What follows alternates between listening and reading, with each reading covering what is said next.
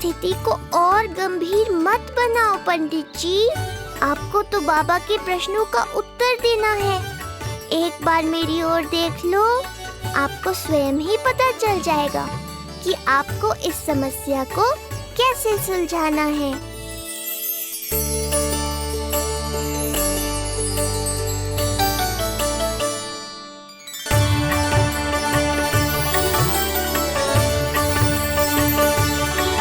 क्या हुआ पंडित जी?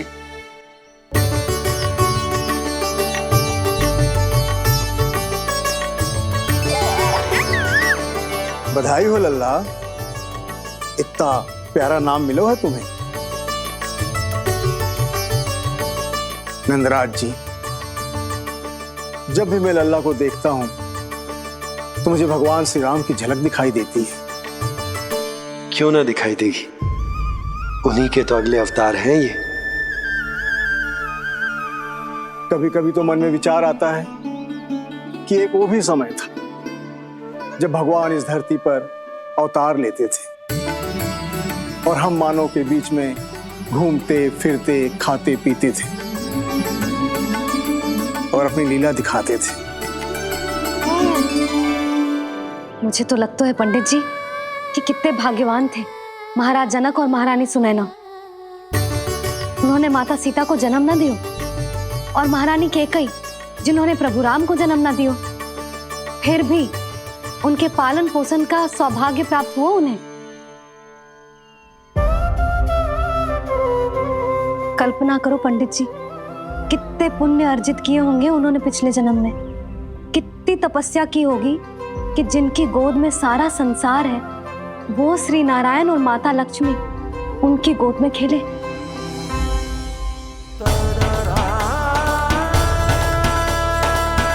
संसार में अवतार लेकर सांसारिक नाते भगवान को भी निभाने पड़ते हैं, फिर हम तो मानव हैं। संसार में अवतार लेकर सांसारिक नाते भगवान को भी निभाने पड़ते हैं, फिर हम तो मानव हैं।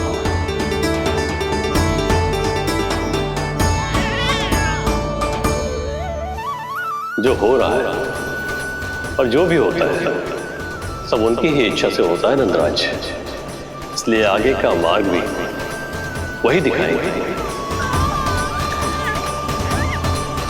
तो आपने मुझे मेरे प्रश्नों के उत्तर दिला ही दिए।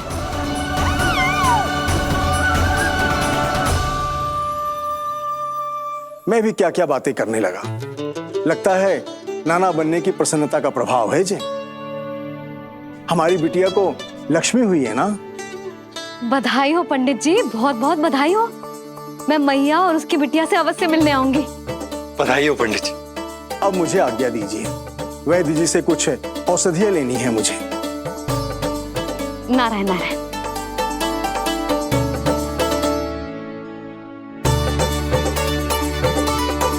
आजा लल्ला, आजा।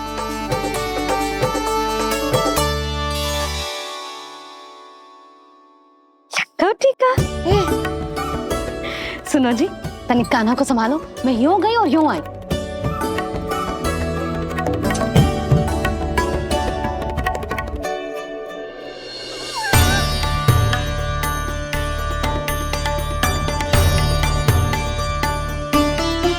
क्या हुआ?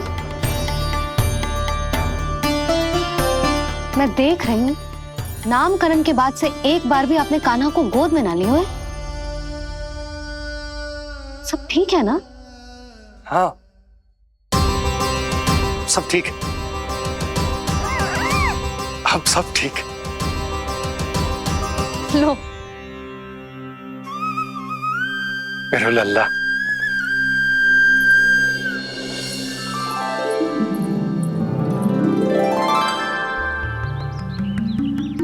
आपका बहुत बहुत धन्यवाद ऋषिवर। यादवों का कुलगुरु होने के नाते ये तो मेरा कर्तव्य था पुत्री। मुझे क्षमा कर दे लल्ला, कुछ समय के लिए मैं अपने कर्तव्य से भटक गया था। सब कुछ पूरे विधि विधान से संपन्न हुआ है।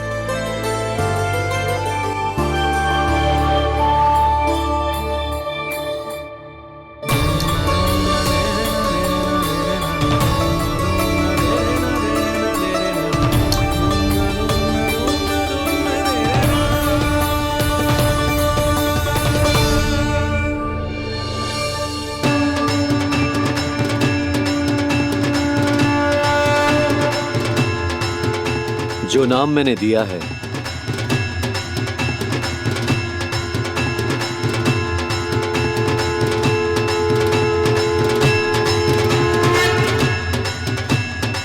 आप मुझे क्षमा कर दो बाबा, मैंने आपको इतनी दुविधा में डाल दिया।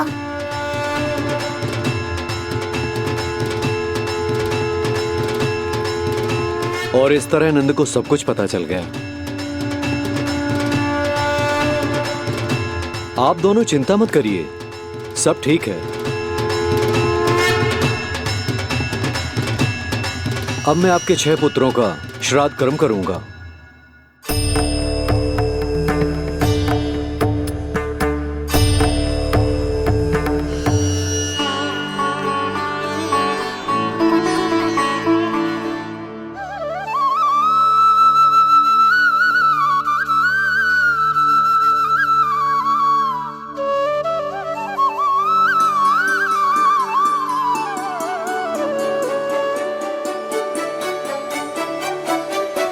कान्हा, क्या हुआ जो मैं तेरा वास्तविक बाबा ना हूं? क्या अंतर पड़ता कि तुम मेरे आराध्य के अवतार हो? महत्वपूर्ण बात तुझे है कि मुझे तुम्हारे साथ मुस्कुराने को, तुम्हें खिलाने को, तुम्हारा ध्यान रखने को, तुमसे प्रेम करने को सौभाग्य प्राप्त हो।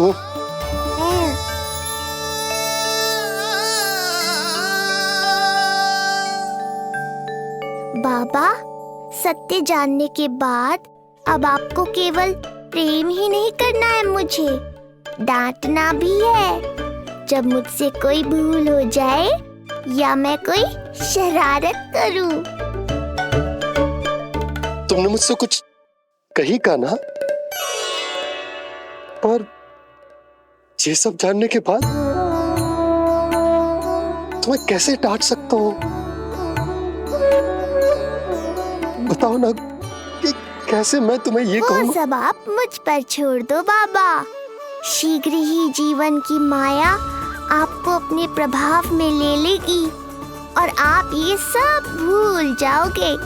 पर जब जब मेरी दिव्यता की झलक संसार को मिलने वाली होगी और मेरा सत्य मैया को पता चलने वाला होगा, तब तब आपको इसका स्मरण हो जाएगा।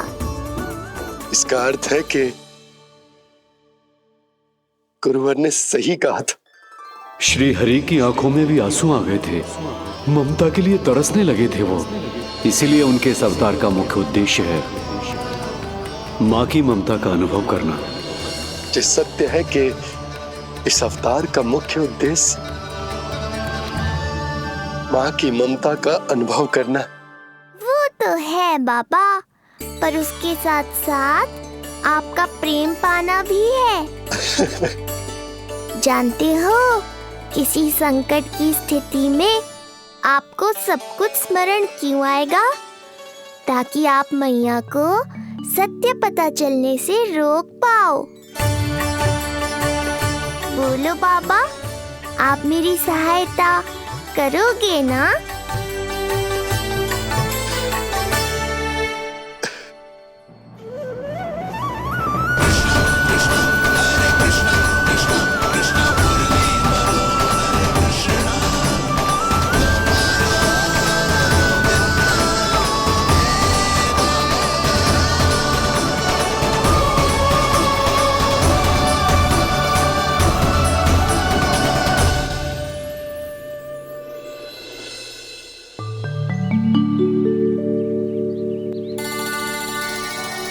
अब तो मेरा कान्हा बैठना सीख गया। अब आगे से मैया कार्य करेगी तो कान्हा मैया के निकट ही बैठेगा। कितनी अच्छी तरह से बैठने लगो मेरा कान्हा। तेरे बाबा कुछ अधिक ही व्यस्त हैं आज।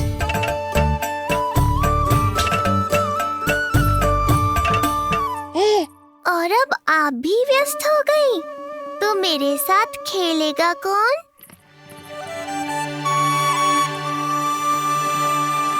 लल्ला कान्हा, लो भाभी, खिले हुए फूल भी ले आई हूँ और शीघ्र ही जाके तरकारियाँ भी ले आऊंगी।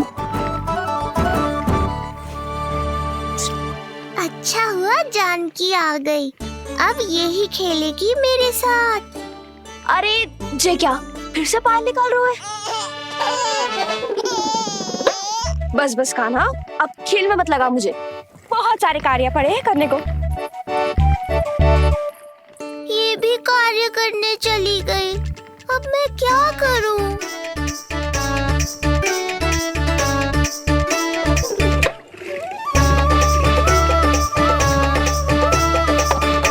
सब व्यस्त है, मेरे लिए किसी के पास समय ही नहीं है। लगता है इनका ध्यान बटाने के लिए अब मुझे कुछ करना ही होगा।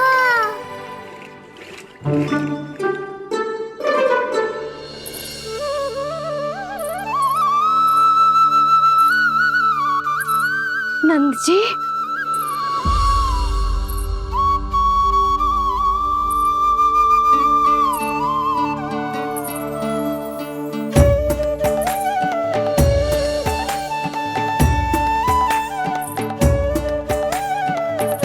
जानकी, देखो मेरा लल्ला पहली बार घुटने के बल पे चल रहा है।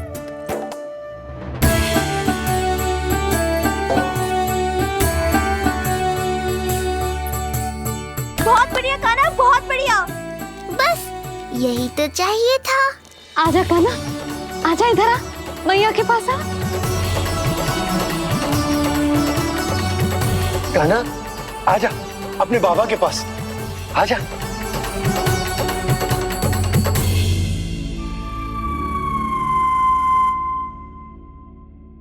मैंने कहा था ना बाबा, शीघ्र ही आपको सांसारिक माया जकड़ लेगी और आप सब भूल जाओगे। देखा मेरे लल्ला को, अभी अभी तो इसने चलना सीखो है, पर अभी से इतना प्रवीण हो गए हो। आपका लल्ला, मेरा लल्ला मुझ पे गया है जी, इसीलिए तो इतनी शीघ्र इतना प्रवीण होगा, है ना लल्ला? आज लल्ला, आजा अपने बाबा के पास, आजा।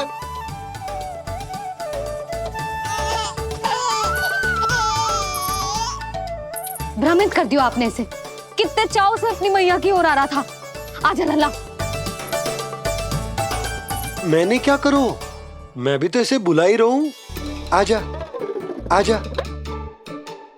अब आप दोनों झगड़ने मत लगना। लल्ला जिससे अधिक प्रेम करते है ना, उसी के पास जाएगा, देख लियो। यशोदा, ये तुम कैसे प्रतियोगिता लगा रही हो? क्यों? आपको विश्वास ना है कि लल्ला आपसे भी उतना ही प्रेम करता है और आपके पास भी आ सकता है? या फिर हारने का भय सता रहा है आपको? बिल्कुल ना, कान्हा आएगा तो अपने बाबा के पास। आजा। जे हुई ना बात, अब देखते हैं कौन जीतेगा। आजा कान्हा, आजा कान्हा, अपनी प्यारी मैया के पास आजा। बाबा की उंगली पकड़ी थी ना तूने, तूने साथ देने का वचन दिया था। आजा अपने बाबा के पास। अरे ये कैसे धर्म संकट में डाल रहे हो आप दोनों मुझे? कान्हा अपने मैया के पास आएगो, है ना? आजा। नहीं, कान्हा अपने बाबा के पास आएगो। आजा। लगता है नंद भैया ही जीतेंगे आज। तुझे बड़ा पता है नंद भैया ही जीतेंगे आज। कान्हा मुझे छोड़ के कहीं और जा ही ना सकता। और तू तो तरकारी लेने जा रही थी ना, जा। हाँ हाँ, बस जा ही रही हूँ।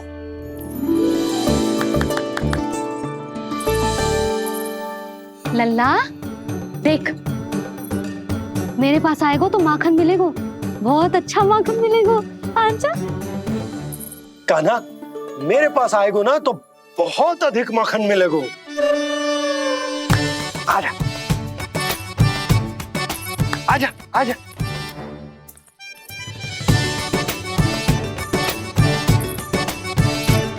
कान्हा आ जाओ।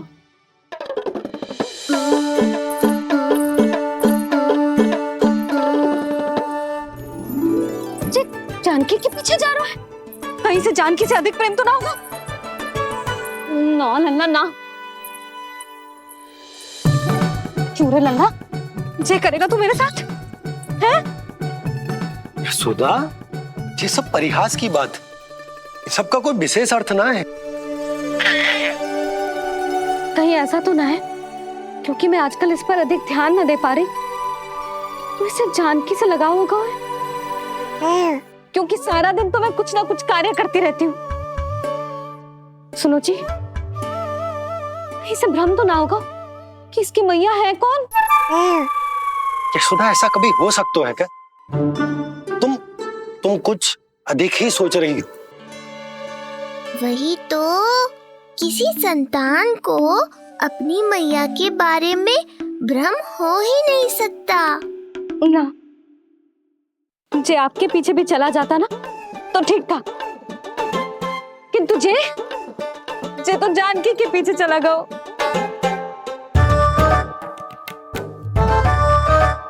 आप मुस्कुरा क्यों रहे हो?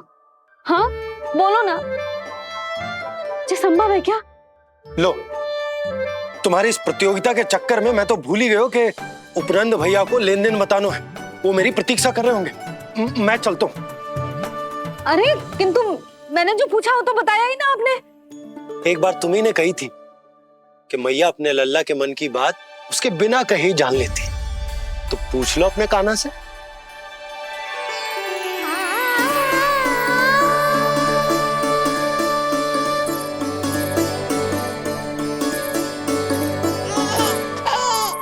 कान्हा, अब तो बाबा चल।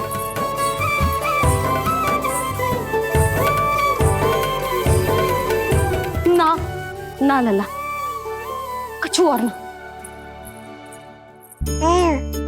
बाबा से प्रेम है, जानकी से प्रेम है, बस अपनी मैया से ना है ना। अरे मैया, ऐसी बात थोड़ी ना है।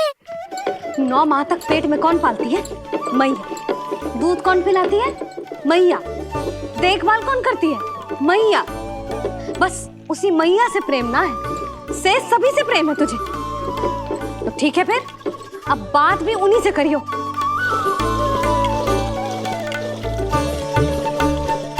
मैया तो क्रोधित हो गई, मनाना पड़ेगा।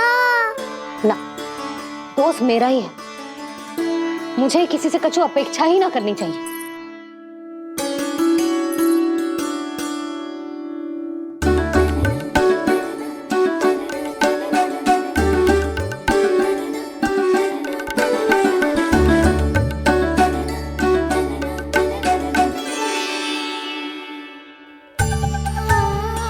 आहा, अब स्वयं को प्रेम चाहिए तो चापलूसी कर रहे हो? छोड़।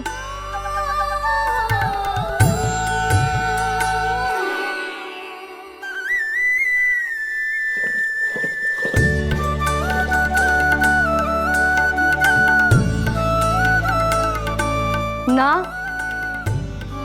अब बिल्कुल ना आऊंगी तेरे झांसे में।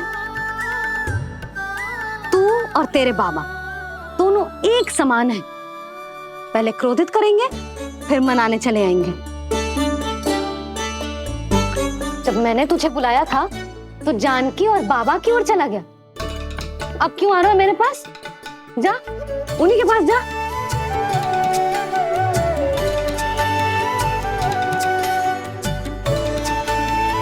देख लल्ला, अब अपनी जो प्यारी सी मुस्कुराहट दिखा के ना मुझे मनाने का प्रयास मत ही कर। मैंने कान्हा कहाँ गया? कहाँ गया कान्हा? कान्हा कहाँ थे अब तक? पहले ही क्यों नहीं बताया कि ऋषि गर्ग की क्या योजना है? बता, क्या देखा, क्या सुना? महाराज, मैंने पूर्ण प्रयास किया किंतु मुझे कुछ भी नहीं सुनाई दिया। दबाव बढ़ा।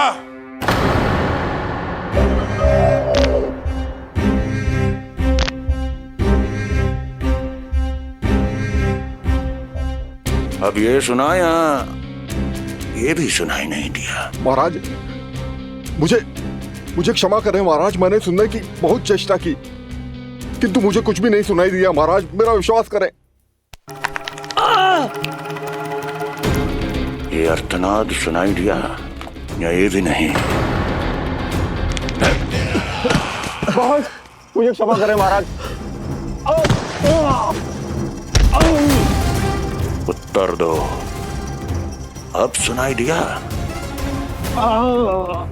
तो फिर वहां क्यों नहीं सुनाई दिया?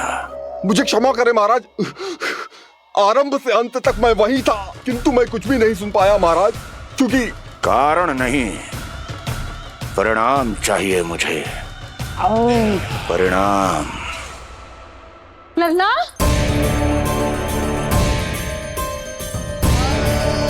लल्ला कहाँ छुप गए तू?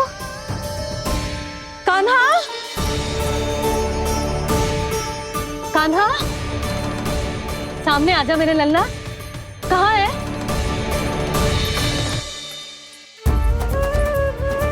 कान्हा, सामने आजा लल्ला। अब मैया कभी ना रूठेगी तुझसे। कान्हा, कान्हा, लल्ला, लल्ला, लल्ला देख सामने आ जा, नहीं तो तेरी मैया मर जाएगी। लल्ला, कान्हा, कान्हा न जाने कहाँ चला गया है। अभी तो यही था, न जाने कहाँ चला गया है।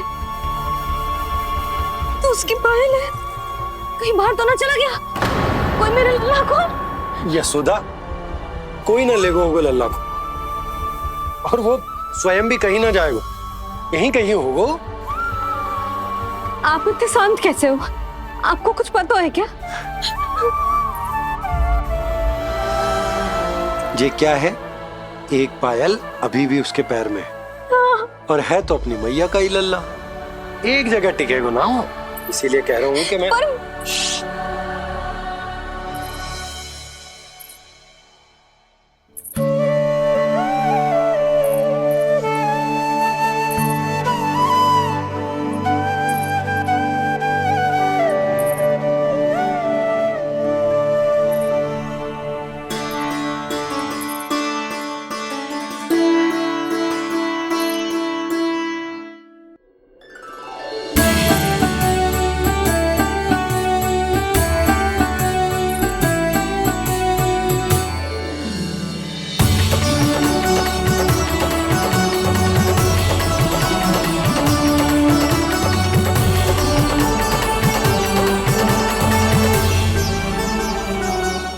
पल बाद ढूंढ लेते मैया बाबा, माखन तो चख पाता मैं।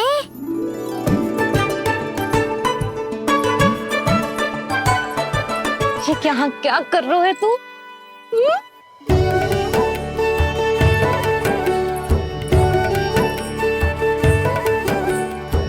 आज ही घुटने के बल चलना सीखो है और आज ही अपनी मैया को दौड़ा दियो तूने। ये जो छोटी छोटी पहिया है ना, इनमें पायल ना बेड़ियां पहनाऊंगी मैं। कही थी ना मैंने, तुम व्यर्थ ही घबरा रही हो, और इतना घबरा गई कि घबरा के आकाश सर पे उठा लियो।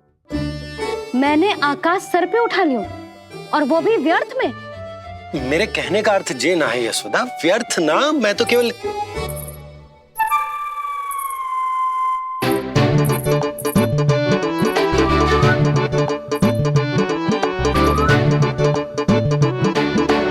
इसका अर्थ ये है कि कान्हा जानकी के पीछे ना जा रहा था। जब आप भी बाहर जा रहे थे तो जे आपका पीछा ना कर रहा था। इसे तो बस बाहर जानो है। क्या चल रहा है?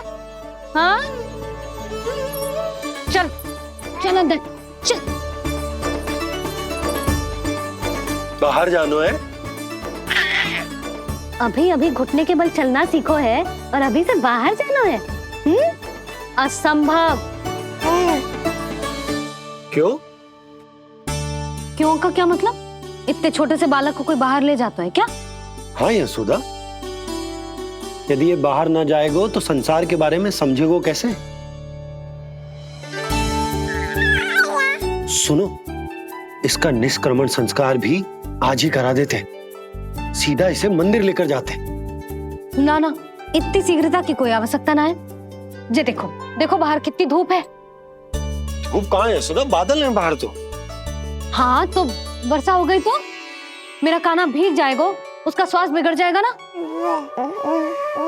बहाने क्यों बना रही हो यशोदा? तुम भी जानती हो कि ये वर्षा वाले बादल ना है, और कब तक इसे भीतर रखोगी? तुम भी इसके साथ वही कर रही हो जो रोहिणी भाभी ने इसके बलदाऊ के साथ किया। मैया मान जाओ ना। और उस दिन तो तुम रोहिणी भाभी को इतना अच्छे से समझा रही थी, आज तुम्हें क्या होगा? अभी तो इसने घुटने के बल चलना सीखो है यशोदा। अभी इसे बाहर ना लेकर गए ना, तो जब ये पांव पर खड़ा होना सीखेगो ना, तो अकेले ही बाहर भाग जाएगो। नाना, मेरा कान्हा अकेले कहीं ना जाएगा। यशोदा, तो फिर अभी इसे ले जाने दो और गोकुल घुमाने दो।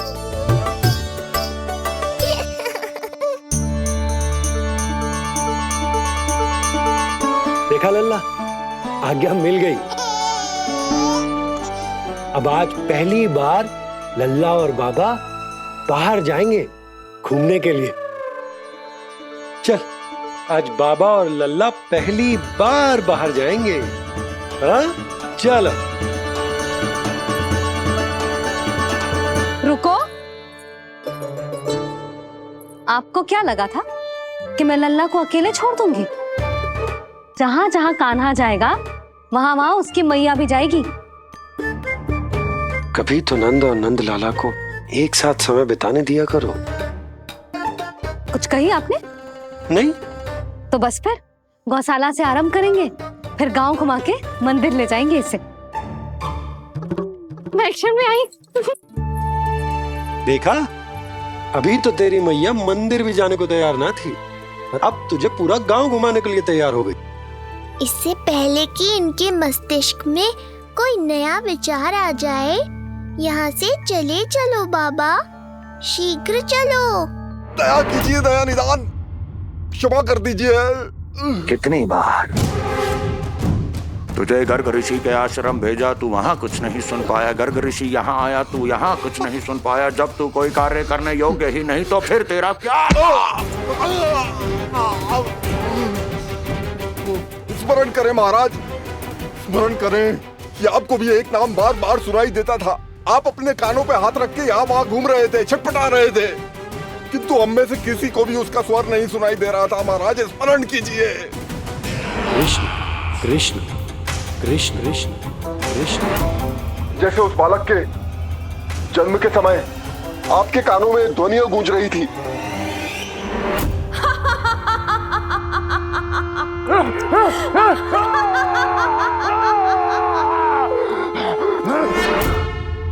लेकिन हमें वो नहीं सुनाई दिया। ठीक उसी तरह महाराज, उस समय मेरे कानों में भी एक शंखनाद गूंज रहा था, और उसकी ध्वनि ने मुझे कुछ भी नहीं सुनने दिया। महाराज, और मुझे लगता है कि ये सब उसी विष्णु की कोई माया है, या फिर श्राद्ध के नाम पर ये सब मिलकर कोई योजना बना रहे हैं। महाराज, इस निर्दोष को मारने से क्या होगा? मैंने तो आपसे पहले ही कहा था कि उन दोनों को महल से बाहर मत जाने दीजिए।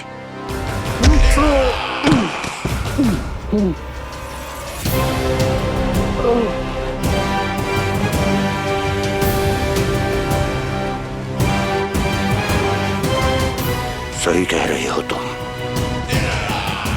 इसको मार के क्या होगा?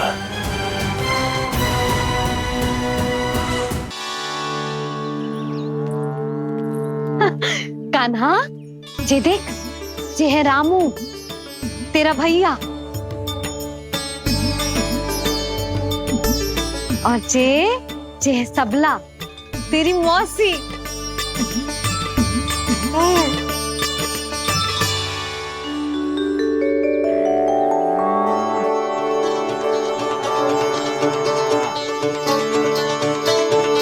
बाबूजी, कान्हा को देख के सबला की भी ममता उमड़ आई। सुनो, पूरा गांव घुमानो है, उसके पहले ही मेरे कान्हा की बुरी दृष्टि उतार लेते हैं, नहीं? अच्छा। हे गौ माता, आज तुम्हारा भतीजा पहली बार घर से बाहर निकल रहा है, इसे सबकी बुरी दृष्टि से बचाइयो।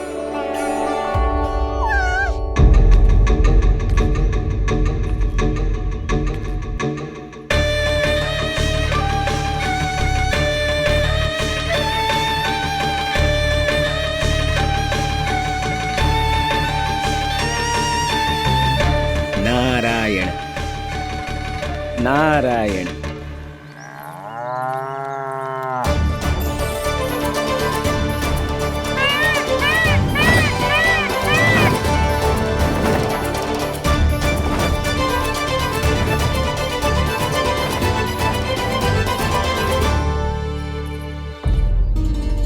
देखा प्रभु, लोग आपके चपलासुर का कितना सम्मान करते हैं, पर आपके दरबार में मुझे आपका चापलूस कह के ही पुकारते हैं प्रभु कंस। पर अब ये सब बदल जाएगा। अब लोग मुझे प्रभु कंस का चापलूस नहीं, विशेष विश्वास पात्र कहकर बुलाएंगे। ये नया सिंहासन उसके लिए है जो मेरा विश्वास पात्र बनेगा, मेरे दाहिने हाथ की तरह। इसीलिए तो यहाँ आया हूं मैं, ये देखने कि प्रभु कंस का कार्य करने के लिए सब लोग इतना हिचक क्यों रहे हैं। ऐसा क्या है उस बालक में?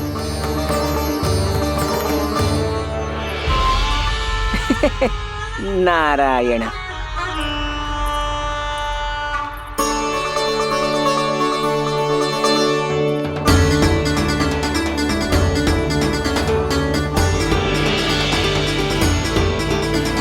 नन्ना, जी देख, ये है तेरी प्रभावती मौसी का घर।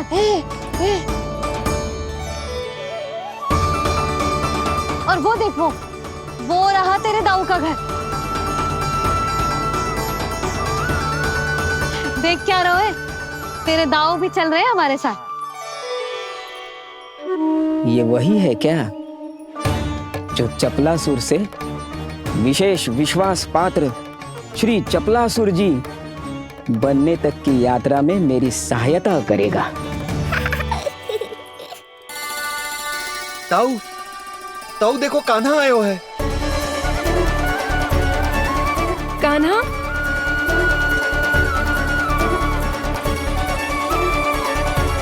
घर से बाहर आकर तो और भी निखर गए हो गोकुल का राजकुमार। हाँ, अपना पहला गांव दर्शन में बड़ा आनंद ले रहा हूँ लल्ला।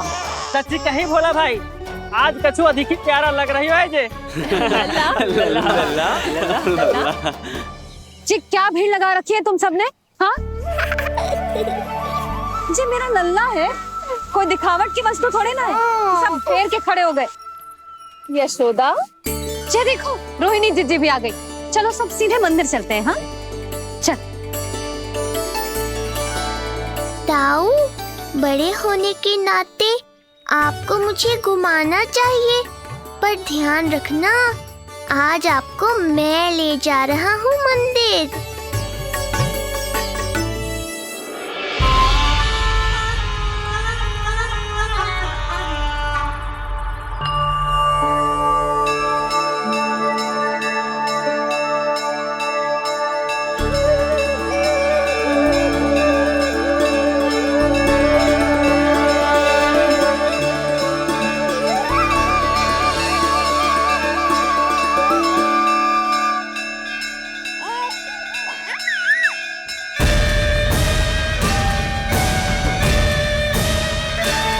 ये कैसे संभव है?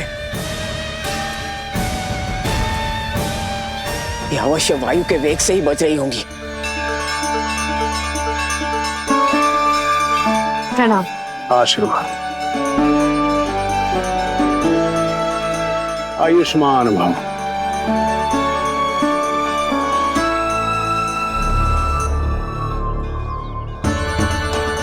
अरे जशोदा जी, कान्हा को पहली बार मंदिर लेके आई हो ना? बहुत ही अच्छे समय पे आई हो। देसी घी का हलवा बनाया मैंने प्रसाद में। इतनी अच्छी सुगंध, हलवा तो स्वादिष्ट लग रहा है। चलो, कुछ तो अच्छा किया सुलक्षणा चाची ने।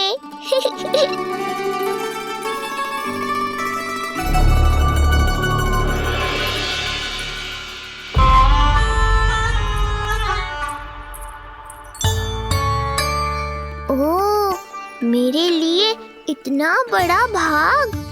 पता नहीं था कि इनका हृदय इतना बड़ा है। सबको प्रसाद दे दियो, अब स्वयं भी तो खाना चाहिए। अरे चाची, पहले मुझे तो खिला देती।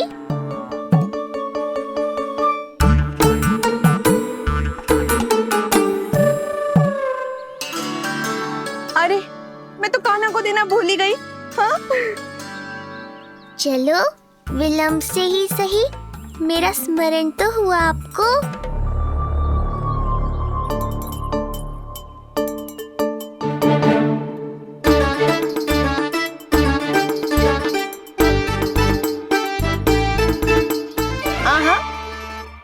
अभी नहीं खाना, तनिक बड़ा हो जाना, फिर खाना जितनी इच्छा हो। हाँ हाँ, हंस लो चाची, आपने नहीं दिया तो क्या हुआ, मेरे बाबा अवश्य देंगे, देख लेना। बाबा, मुझे क्यों नहीं खिलाया आपने? दाऊ, मैं आपको घुमाने लाया, कम से कम आपको तो अपने छोटे भाई का स्मरण रखना चाहिए। मेरी मैया मुझे अवश्य खिलाएंगी। देखो जी, इसका भी मन कर रहा है खाने का। मैया है ना, तेरी मैया ने अपने कान्हा के लिए पहले से ही बचा लिया था। ठहरिए रानी जी, पहली बार कुछ खाने को मिल रहा था पंडित जी, रोक क्यों दिया? अभी बालक का अन्नप्राशन नहीं हुआ है। हाँ यशोदा, सदानंद जी सही कह रहे। दूध मुहे बालक को ठोस अन्नप्राशन के पश्चात ही खिलाना चाहिए।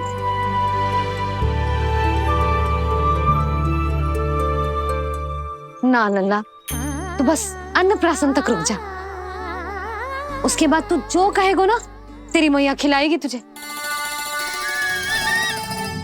ये तो साधारण सा बालक है, बहुत ही सरलता से मैं उसे अपने मार्ग से हटा दूंगा।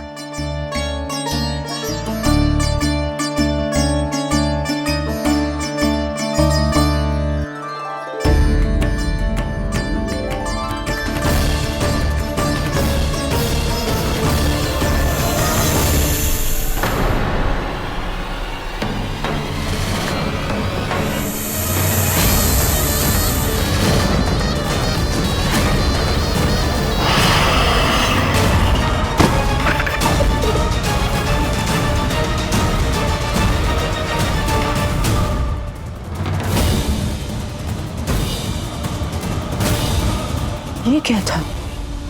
मेरे दाऊ शेषनाग के अवतार हैं चपलासुर।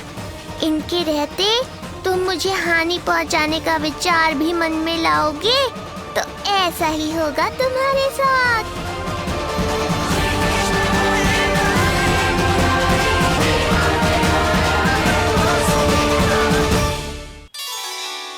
दाऊ, अकेले अकेले प्रसाद खाकर ठीक नहीं किया आपने। पंडित जी, जे हमारा कान्हा घुटने के बल चलने लगो तो क्यों ना इसका अन्न से परिचय करा दिया जाए। नंदराज जी, 2 दिन में पूर्णिमा है, बहुत अच्छा दिन है, तभी कर लेते हैं अन्नप्राशन संस्कार। 2 दिन की प्रतीक्षा और करनी पड़ेगी। जिज्जी, मेरा तो मन किया आज ही कर दूं अपने कान्हा का अन्नप्राशन। यशोदा, मैं तुम्हारी हृदय की पीड़ा समझती हूँ, पर तुम्हें और तुम्हारे लल्ला को 2 दिन और ठहरना है, ठीक है? अरे अरे अरे, बस भर गया।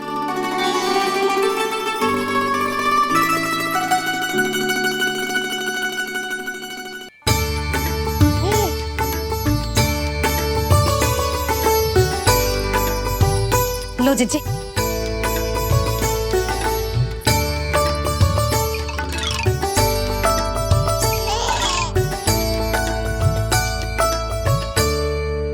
प्रसाद नहीं मिला तो माखन तो है।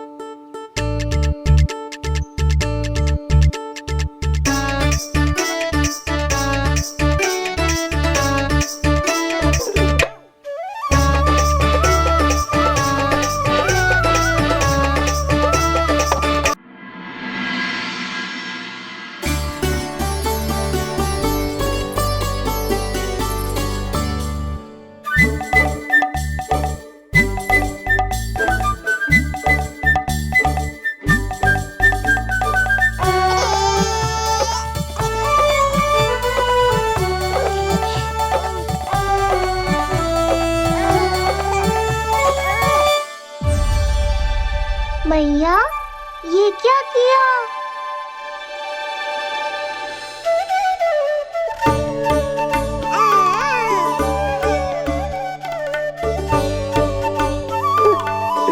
लगता है इसे माखन से अधिक ही प्रेम हो गया है। सावधान यशोदा, कहीं बड़ा होकर माखन चोर ना बन जाइए। माखन चोर क्यों बनेगा मेरा लल्ला? माखन की कोई कमी है क्या हमारे घर में? जितना माखन चाहिए उतना माखन खिलाऊंगी मैं अपने लल्ला को। पर मैया अभी तो थोड़ा सा भी नहीं चखा रही हो। ये ले। लो, ये भी दाऊ को दे दिया। सुबह तो बोल रही थी कि मैं आपको प्रेम नहीं करता, उल्टा आप अपना सारा प्रेम बलदाऊ पर लुटा रही हो।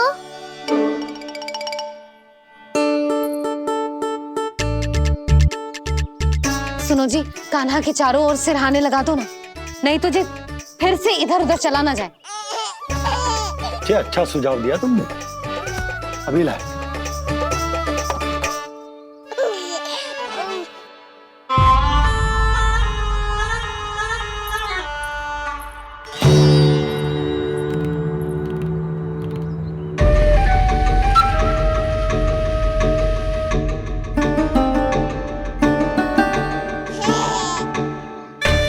इस बालक का वध करके जब मैं मथुरा वापस लौटूंगा तो प्रभु कंस मुझे अपना विशेष विश्वास पात्र तो बनाएंगे ही, पर क्या पता प्रधानमंत्री भी बना दे। देवकी और वसुदेव अभी कहाँ हैं?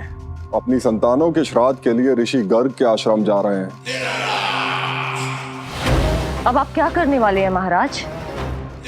एक बार तो मैंने उन्हें प्राण दान दे दिया। बधाई हो कुंवर जी। अपनी पत्नी के प्राण बचाने में आप सफल हुए।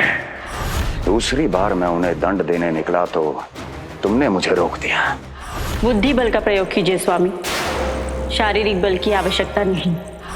किंतु एक ही भूल को बार बार नहीं दोहराएगा कंस। मथुरा नरेश कंस के इस महल से वसुदेव और देवकी जीवित बाहर नहीं निकलेंगे। निकलेंगे केवल उनके शव। कंस मामा, आप उनको छू भी नहीं सकते।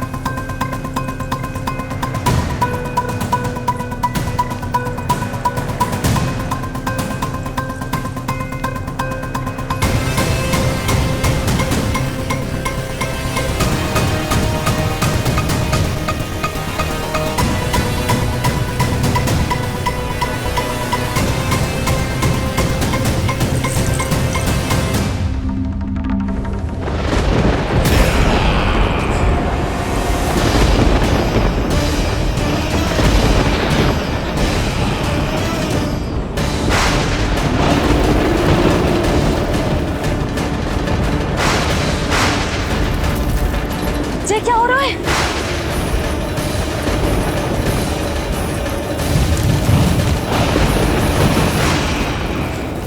ये क्या हो रहा है?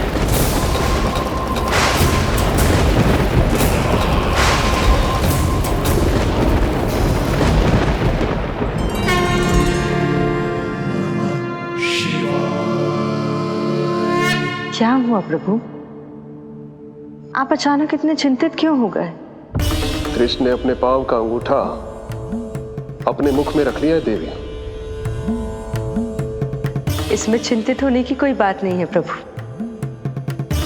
ऐसा तो हर बालक कभी ना कभी करता ही है।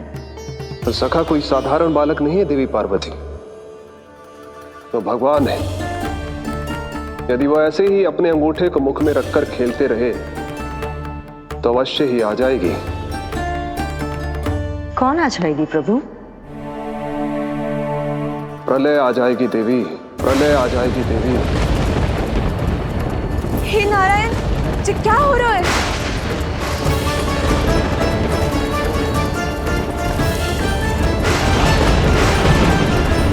जी ऐसे लग रहा है जैसे दिन में ही रात्रि के समान अंधेरा छा गया हो। लगता है बहुत बड़ी आंधी आने वाली है।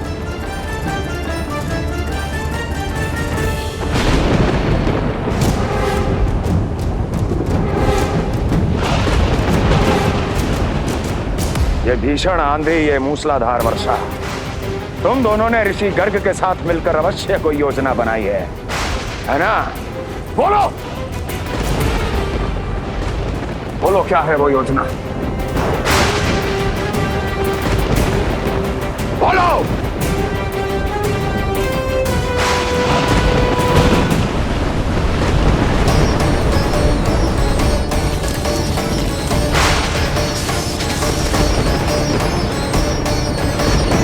लगता है प्रकृति क्रोध में। मैं जाकर गौशाला संभालता हूँ, कहीं कोई हानि ना हो जाए। तुम बालकों को भीतर ले जाओ।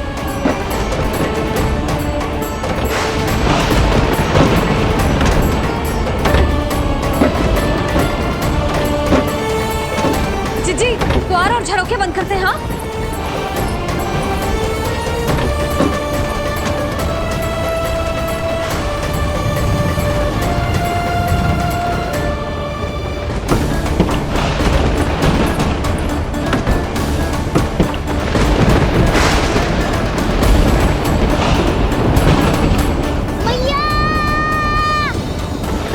लल्ला, चल अंदर चल के खेल।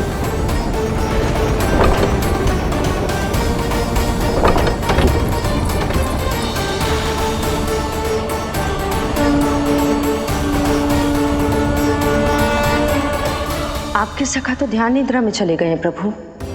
इनकी ये अंगूठा चूसने की सामान्य सी क्रिया का कितना घातक प्रभाव पड़ रहा है इन्हें तो पता भी नहीं है। चाहे जानबूझकर की जाए या अनजाने में हो, सखा की हर लीला के पीछे कोई ना कोई उद्देश्य अवश्य छिपा होता है। पर ऐसा लगता है देवी जैसे उनकी इस लीला के पीछे एक नहीं अनेक उद्देश्य छिपे हैं।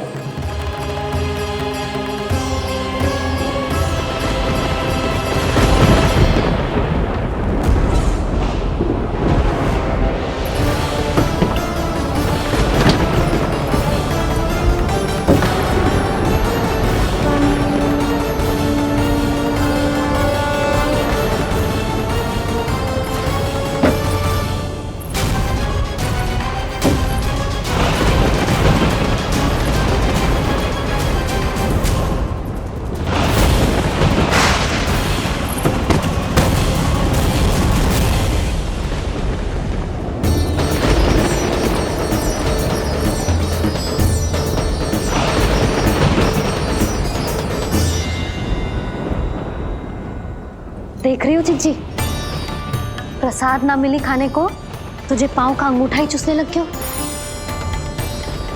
कान्हा, ये क्या कर रहे है?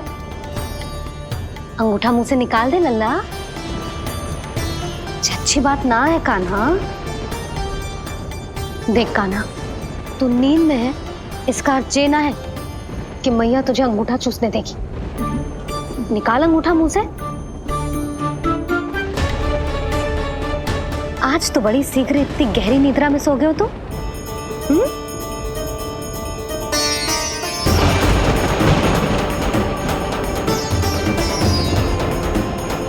देख रही हो ना चिच्ची, अंगूठा मुंह से निकालने को तैयार ही ना जी। ऐसा क्या आनंद मिल रहा है?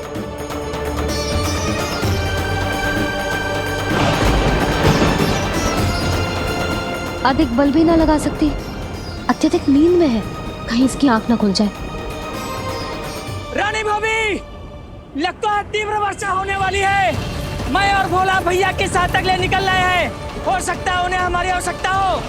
हाँ हाँ चलो बोला। चिच्ची, तीव्र वर्षा आरंभ होने से पहले आप और बरदाऊ निकल जाओ। ठीक है, किंतु तुम भी सतर्क रहना। हाँ, आप भी ध्यान से जाओ।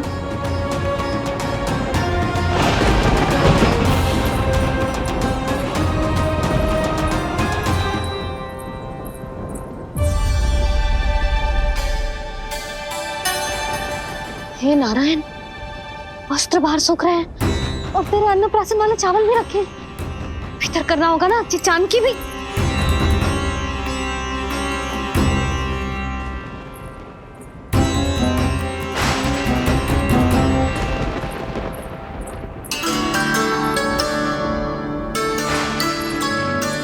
लल्ला, वैसे जी बहुत बुरी बात है।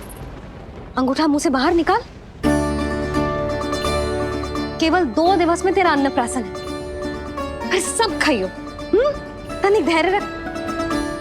गुड़ तो प्रभु, स्वयं कृष्ण की मैया इनका अंगूठा नहीं निकाल पाई तो अब और कौन निकालेगा? कैसे रुकेगी ये प्रलय? इसका एक ही अर्थ है देवी, अभी लीला समाप्त होने का समय नहीं हुआ। अभी तो कहना तो ये चाहिए कि लीला अभी पूरी तरह से आरंभ ही नहीं हुई है।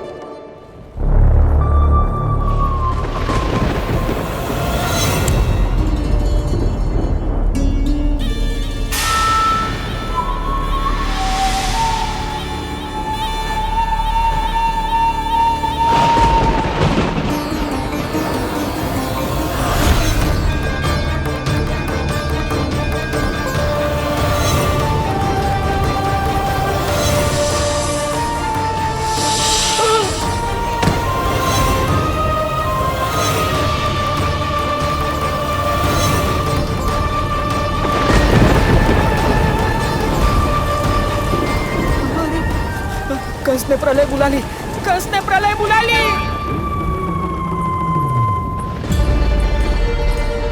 हे नारायण, जे वर्षा तो रुकने वाली ना है। गुड़ और गेहूं भीतर रख देती हूँ।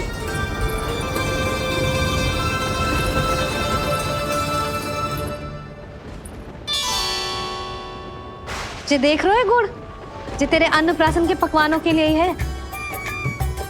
कैसे कैसे करके बचा के लाई हूँ, कुछ पता भी है तुझे? और तू है कि जे अंगूठा ही चूसे जा रहा है। हाँ नहीं तो।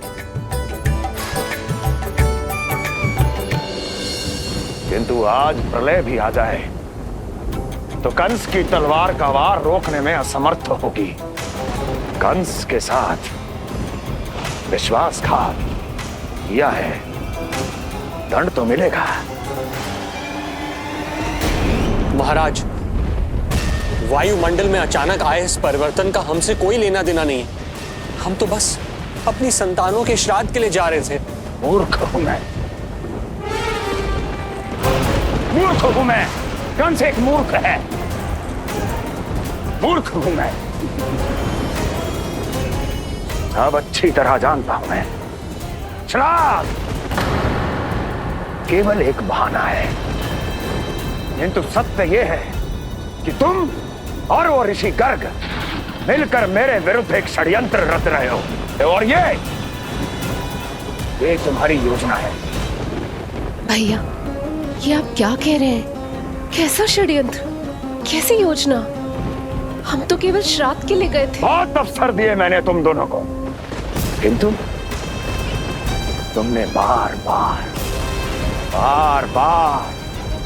बार मुझे मूर्ख बनाया। इसलिए अब मैं अवसर दूंगा अपनी इस तलवार को।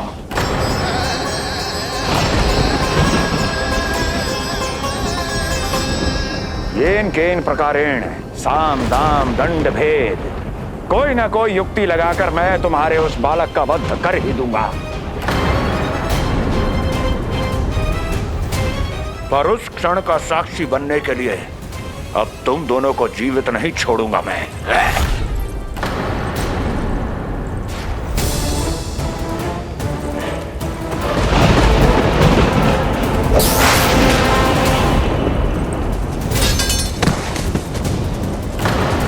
स्वामी,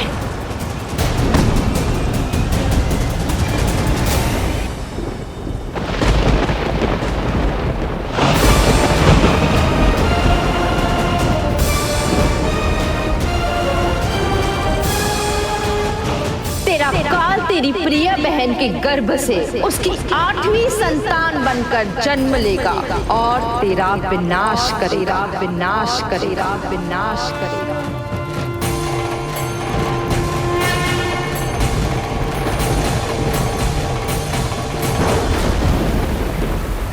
प्रलय आने वाली है, प्रलय आने वाली है, प्रलय आने वाली है।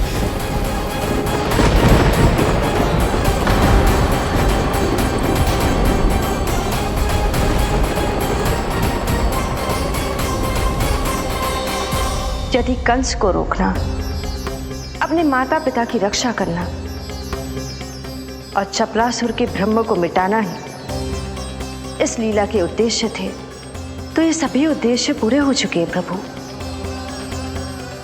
अब तो ये प्रलय रुकनी ही चाहिए।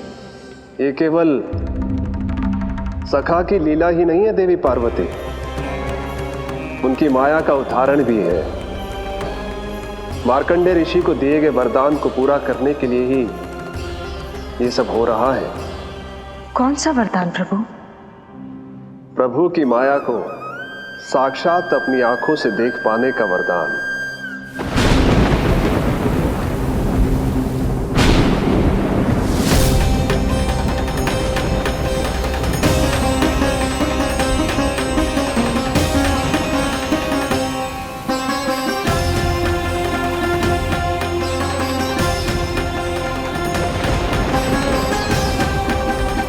हे नारायण, क्या ये प्रलय है?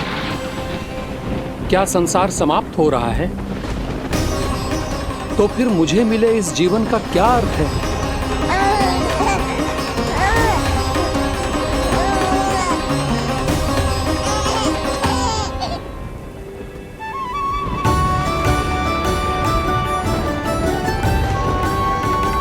ये बालक ये बालक यहाँ कहाँ से आया?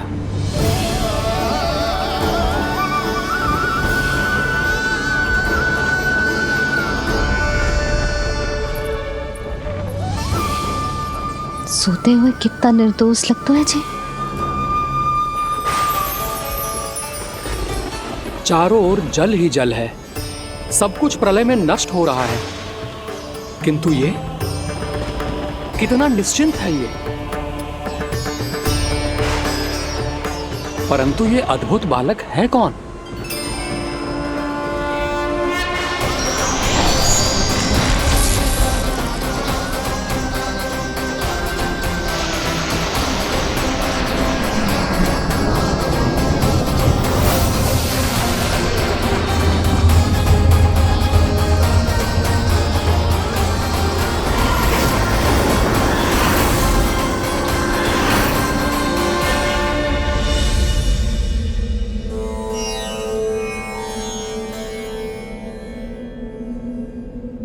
जिन घने काले बादलों ने आकाश को घेरा हुआ था, कहां गए वो? यहां तो प्रलय का कोई चिन्ह ही नहीं है।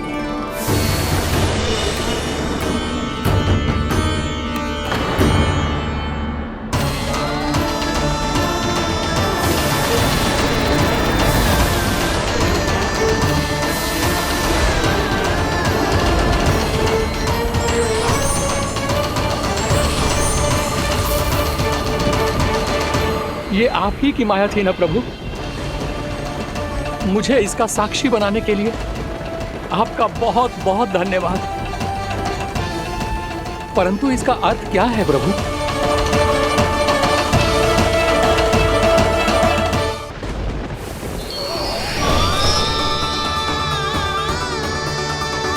प्रभु,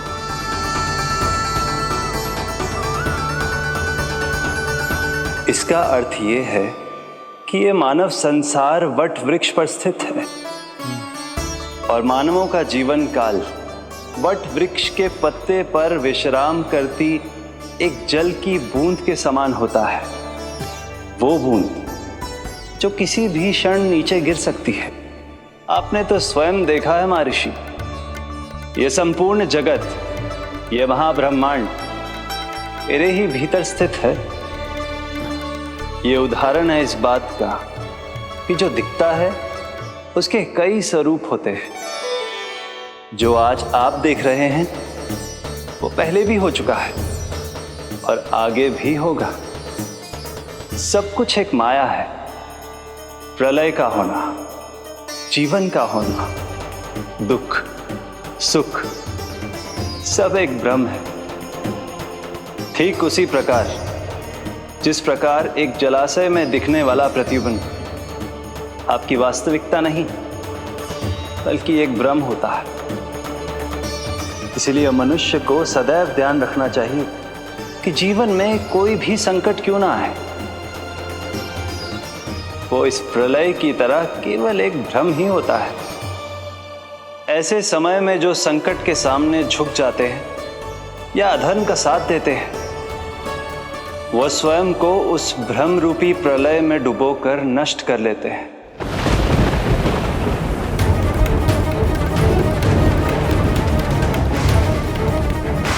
पर जो मेरी शरण में आकर संकटों का सामना करते हैं, वो स्वयं को कठिन से कठिन प्रलय से भी उभार लेते हैं। किंतु प्रभु, सभी व्यक्तियों में संकटों का सामना करने का साहस नहीं होता। कृपा करके आप कुछ ऐसा कीजिए जिससे आपके भक्तों को इतना बल मिले कि वो कठिन से कठिन परिस्थितियों का सामना भी सहर्ष कर सकें। मैं वरदान देता हूं महर्षि, पीपल के पत्ते पर बाल कृष्ण की इस छवि का स्मरण मेरे जो भी भक्त करेंगे उनके साथ मेरा आशीर्वाद सदैव बना रहना।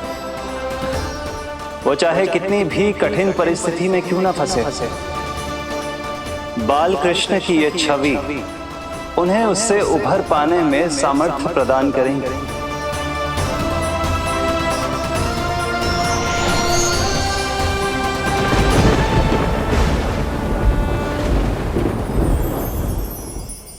अद्भुत। तो ये कोई साधारण लीला या भ्रम नहीं था। मानव मात्र को नारायण से मिला वरदान था ये। पर अब क्या होगा प्रभु? कैसे रुकेगी ये प्रलय?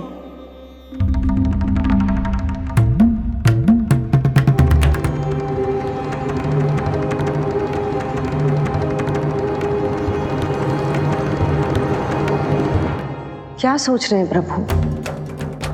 क्या आप रोकेंगे ये सब? नहीं प्रिय, ये कृष्ण की माया है, वही इसे रोक सकते हैं। पर मैं अपने सखा से भेंट करने अवश्य जाऊंगा। पर पिछली बार की तरह बिना उपहार लिए नहीं।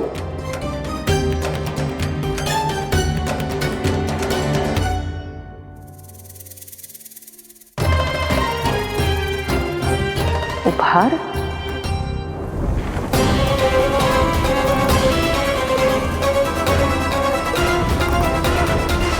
आप तो प्रलय का भी सामना करने के लिए तैयार थे ना भैया? अभी तो प्रलय भी नहीं आई और आपकी ये दशा हो गई। महाराज,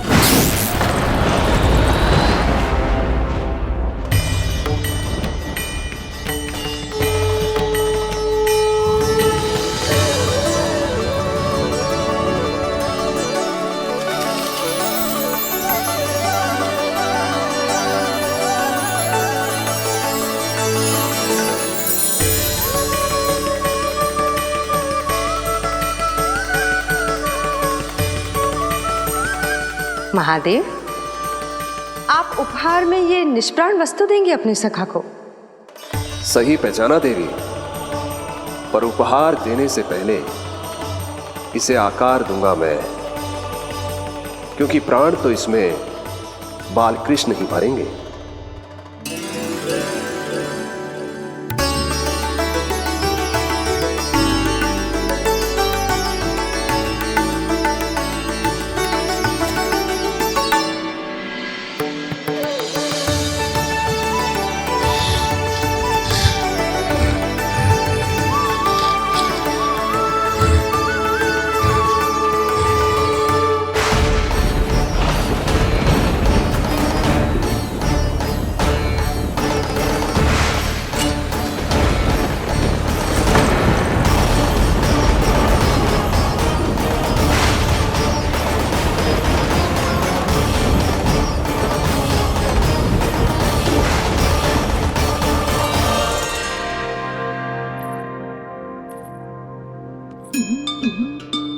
मुरली?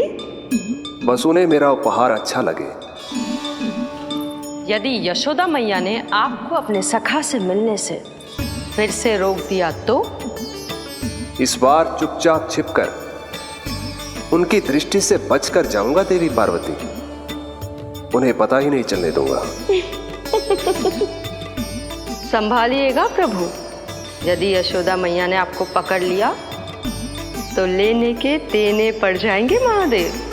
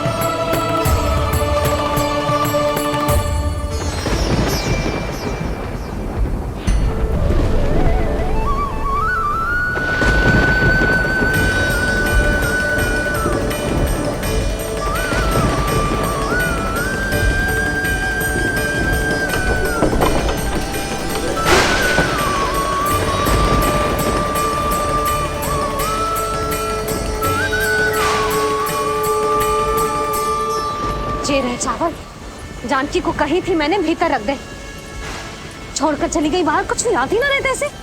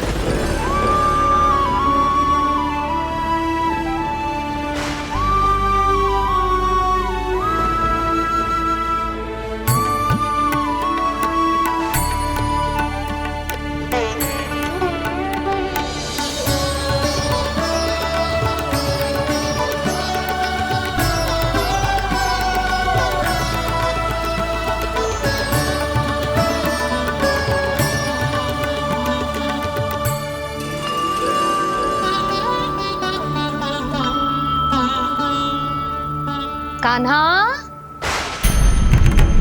अंगूठा निकाल दे लल्ला, नहीं तो रुक जा, मुझे ही अंगूठा निकालना पड़ेगा तेरा। पूरे वस्त्र भीग गए मेरे, कहीं मेरे कारण इसका श्वास ना बिगड़ जाए। वस्त्र बदल के आ रही है मैया।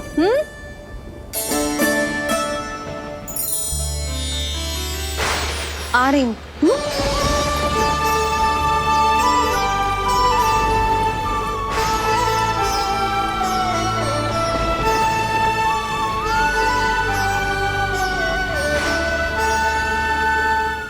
शासन की नींव भय होती है महाराज, और आपका पूरा साम्राज्य भय पर ही टिका हुआ है। यदि आप भी इस तरह से भयभीत दिखाई देंगे तो आपके साम्राज्य को डगमगाने से कोई भी नहीं रोक पाएगा। एक बार आपने ही कहा था ना कि अपनी दुर्बलता कभी किसी को मत दिखाओ। प्रजा को भयभीत कंस नहीं, भयानक कंस दिखना चाहिए, भयानक कंस। अब आप ये सिद्ध कर दीजिए कि भय आपके शत्रु का नहीं, आपका शस्त्र है, महाराजा धीराज, कंस का शस्त्र।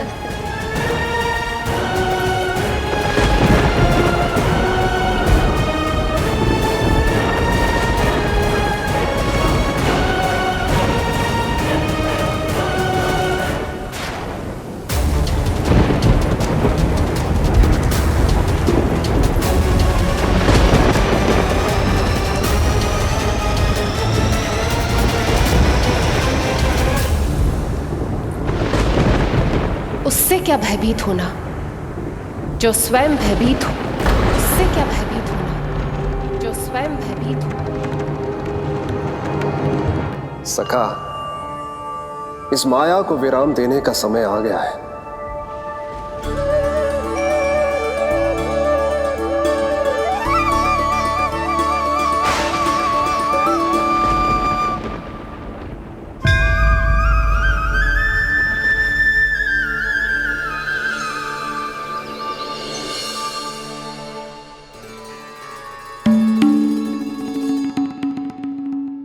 सभी आपके चरण धोकर उसका चरणामृत पीते हैं सखा, और आपने उसी चरण को अपने मुख में रख लिया। यही तो सखा, मैं इस तथ्य से चकित था, इसलिए सोचा एक बार अपने चरणामृत का स्वाद स्वयं भी चख ही लिया जाए। अब जो उपहार लाए हैं वो शीघ्र ही दे दीजिए। कहीं मैया ने आपको देख लिया तो आपको तो अनुभव है वो क्या क्या करने में सक्षम है। आपसे कुछ भी छुपाया नहीं जा सकता सखा।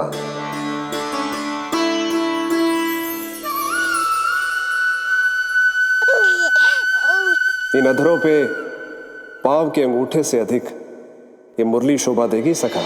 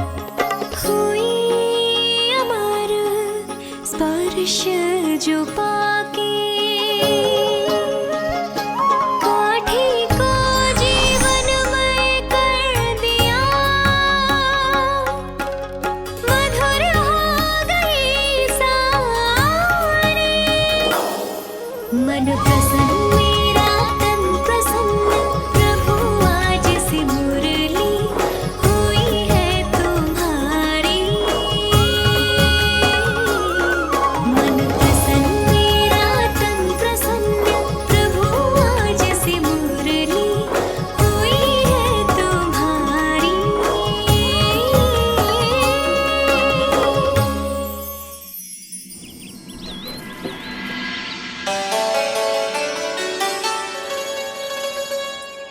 तुम्हारी भक्ति ने मेरा मन जीत लिया है मुरली। शीघ्र ही सारा संसार तुम्हें मेरे नाम से और मुझे तुम्हारे साथ से पहचानेगा।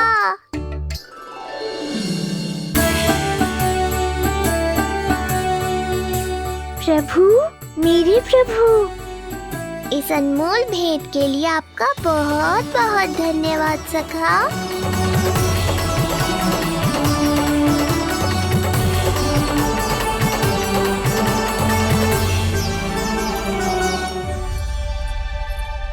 सखा, मैया।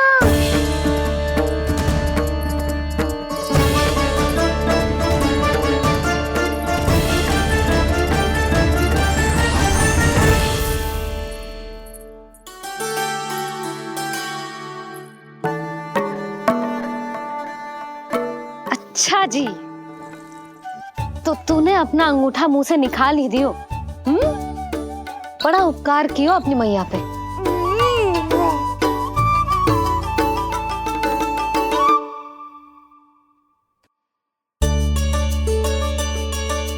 प्रभु, मैया, ऐसा मत करो। मेरी मुरली वापस दे दो मुझे। ये कहाँ से आई? मेरे सखा ने उपहार में दी है। मैंने तो सोचा भी नहीं था मैया कि मेरे अंगूठा मुंह में लेने से इतना सब कुछ हो जाएगा। तेरे मुख पे छाई ये दृष्टता की छाया साक्षी है। ये जो भी हुआ, ये तुम दोनों, उस ऋषि गर्ग और तुम्हारे उस पुत्र का किया धरा है, जिसे तुमने मुझसे छिपा रखा है। जो स्वयं दूसरों का बुरा करते हैं, उन्हें सदैव यही लगता है कि उनके पीठ के पीछे उनके विरुद्ध कोई न कोई षड्यंत्र हो रहा है। मुझे तनिक भर भयभीत देखकर इतना साहस आ गया तुझमें कि मुझे प्रति उत्तर देगी। लगता है तुम दोनों महाराज की तलवार के वार को भूल चुके हो। स्मरण करो, इतने वर्षों में इसने एक बार भी तुम्हें छुआ तक नहीं, लेकिन अनेकों बार तुम्हारे हृदय को रक्त रंजित कर चुकी है ये। मेरी इस तलवार ने तुम दोनों की 6 संतानों का रक्त चखा है, और अब एक और संतान के रक्त में स्नान करने वाली है ये। वो संतान जो गोकुल में पल रही है। बस कंस भैया, बस बस कंस भैया, बस बस कंस भैया, बस।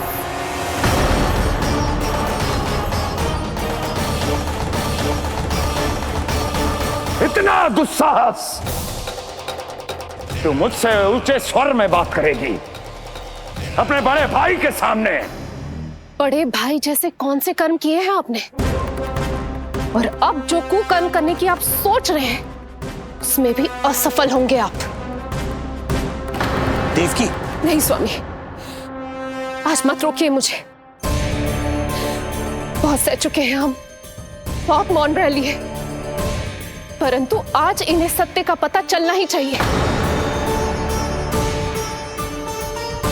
भैया, आपको क्या लगता है आप बहुत शक्तिशाली हैं, तो अपना भाग्य बदल सकते हैं? आप भगवान विष्णु का सामना कर सकते हैं।